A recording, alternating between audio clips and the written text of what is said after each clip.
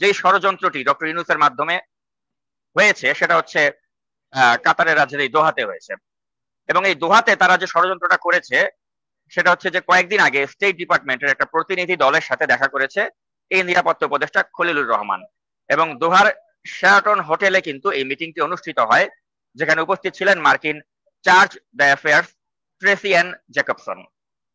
এবং রাখাইন রাজ্যে প্রস্তাবিত যে মানবিক করিডোর, এটা নিয়ে ভূ রাজনৈতিক আলোচনার কেন্দ্রবিন্দুতে পরিণত হয়েছে কিন্তু এই দোহা। তো এখন এই যে খলিলুর রহমান, তার সাথে আলোচনার পরপরই কিন্তু এই স্টেট ডিপার্টমেন্টের প্রতিনিধি দল বৈঠক করেছে জামায়াতে ইসলামের আমির ডাক্তার শফিকুর রহমানের সাথে। এবং এই বৈঠকটি শফিকুর রহমানের সাথে এই বৈঠকটি অনুষ্ঠিত হয়েছে বৃহস্পতিবার এই দোহার শেরাটন হোটেলে। তো এখন আমার প্রশ্ন হচ্ছে, ডাক্তার শফিক তিনি একজন অত্যন্ত ধার্মিক মানুষ, তাকে কেন একটা ষড়যন্ত্রের অংশীদার হতে হবে?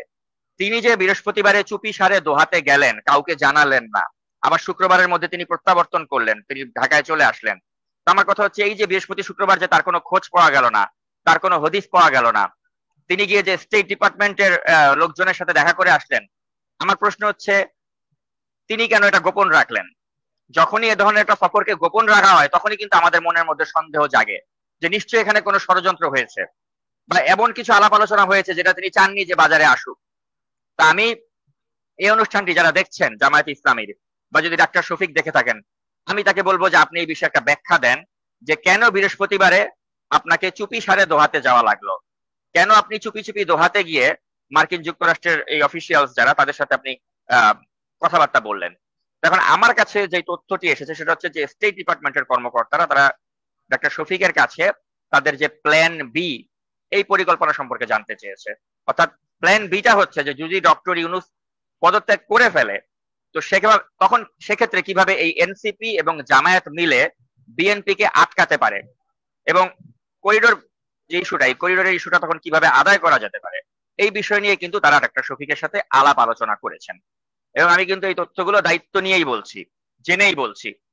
এখন আমি এখনো বিশ্বাস করতে চাই যে জামায়াতে ইসলামী দিন শেষে তারা জনগণের কাতারেই দাঁড়াবে, তারা এই মার্কিন যুক্তরাষ্ট্র বা খলিলের ষড়যন্ত্রের অংশীদার হবে, এটা আমি বিশ্বাস করতে চাই না। কেন চাই না? কারণ এই জামায়াত ইসলাম তো আওয়ামী লীগের সময় আপনি জানেন যে এটা মজলুম একটি দল, তারা নিপীড়িত হয়েছে, নির্যাতিত হয়েছে, তাদের অনেক নেতাকে ফাঁসি দেওয়া হয়েছে অন্যায়ভাবে। তো আমি চাই না যে এই জামাতের মতো একটা দল তারা এই মুহূর্তে এসে একটা ষড়যন্ত্রের অংশীদার হোক।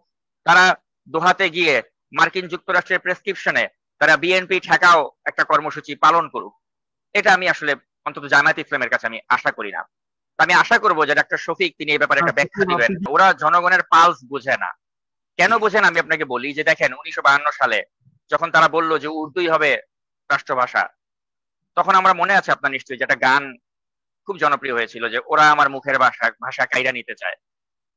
তা আমাদের কেন আবেগে লেগেছিল যে আমার মুখের ভাষা, আমি বাংলায় কথা বলি, আমার সেই বাংলা ভাষাকে ওরা কেড়ে নিয়ে ওরা উর্দুকে আমাদের উপর চাপিয়ে দিতে চেয়েছিল।